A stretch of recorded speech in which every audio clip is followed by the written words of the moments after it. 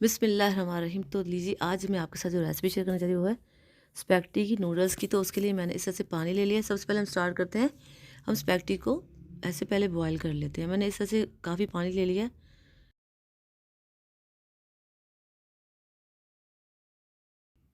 जब ये पानी बॉयल आना शुरू हो तो आप इसमें स्पैगेटी को ऐड कर दें। इस तरह से आपने उनको तोड़ना नहीं, वैसे ही आपने उबलते हुए पानी में इस तरह से इसको ऐड कर देना। इस तरह से आपने इसके पानी में इसको इस तरह से ऐड करते जाना है, मिक्स करते जाना है।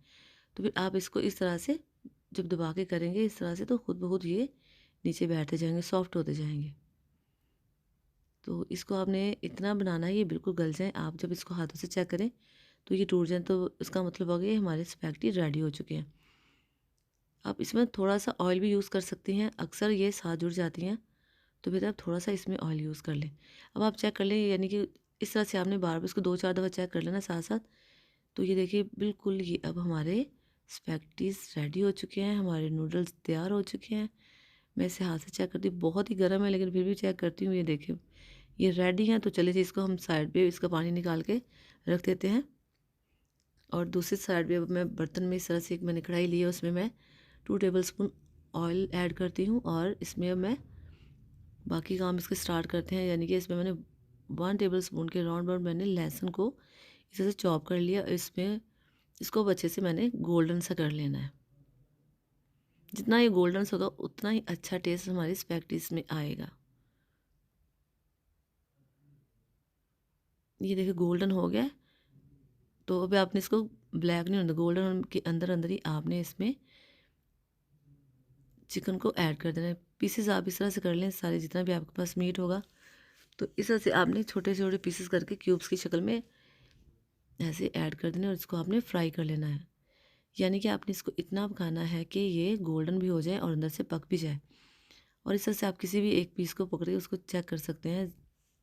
स्पैचुला के साथ भी आप चेक कर सकते हैं। इस तरह से देखें, ये अभी ये रेडी नहीं हो, तो इसलिए अब थोड़ी सी इसकी और पकाई कर लें इस तरह से।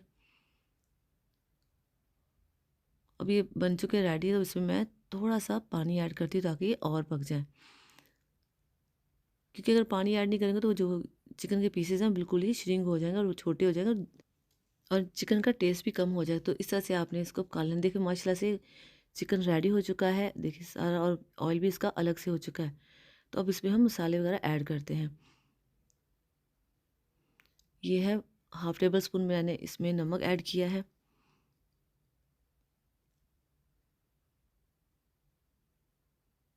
और 1/2 टेबल स्पून इसमें मैंने ब्लैक पेपर, इनके काली मिर्च का पाउडर ऐड कर दिया है। इसको आप अच्छे से एक दफ़ा मिक्स कर लें इसमें।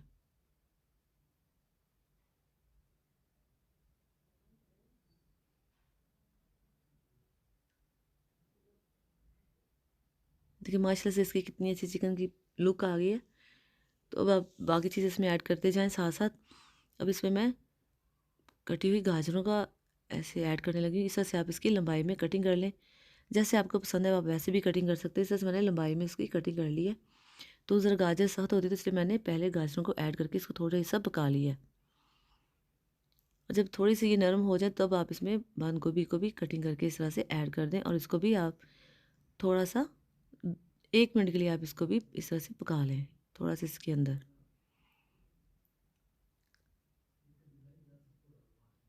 अब ये थोड़ा सा इसमें मैंने ऐड करना है चिली सॉस। उससे पहले ये थोड़ी सी हमारे पास शिमला मिर्च थी, 1/2 कप शिमला मिर्च, वो भी मैंने इसमें ऐड कर दी है। सोया सॉस हम बाद में इसमें ऐड करते हैं।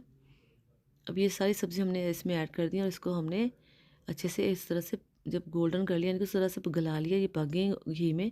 अब मैं इसके अंदर 2 टमाटर का पेस्ट ऐड करने लगी हूँ।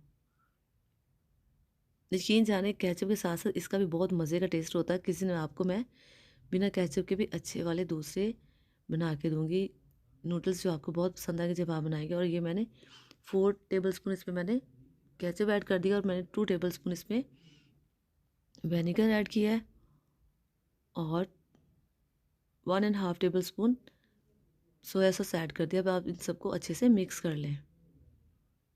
और चिली सॉस को मैंने टमाटो पेस्ट में भी मैंने ऐड कर दिया था। अभी ये थोड़े से है हरी प्याज है, उसके मैंने इस तरह से लंबाई में कटिंग करके इसके डंडल की मैंने अंदर डाली है, इसकी लीव्स की। तो ये है हमारे नूडल्स, जो देखिए माशाल्लाह से कितनी इसकी अच्छी लुक है। इसमें थोड़ा सा ऑयल डालें तो ये साथ में जुड़ते नहीं, इस तरह से अलग अलग ही रहते हैं। तो इसको आप कांटे से भी कर सकते हैं। इसके दो तरीके हैं, आप दो तरीके हैं। एक इस तरह से कांटे की मदद से आप इसको मिक्स कर लें,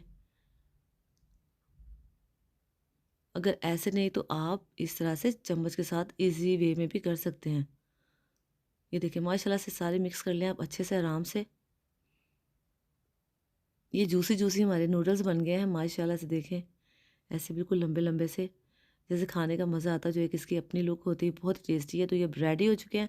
तो चले जब इसे डिश आउट करते हैं, देखते हैं ये डिश में बड़े कैसे लगते हैं। माशाल्लाह से देखिए कितनी खूबसूरत इसकी लुक है, ऐसे इसकी शाइन देखें और इसके मसाले देखें, और इसमें हर चीज़ अलग अलग आपको खूबसूरत नज़र आ रही है।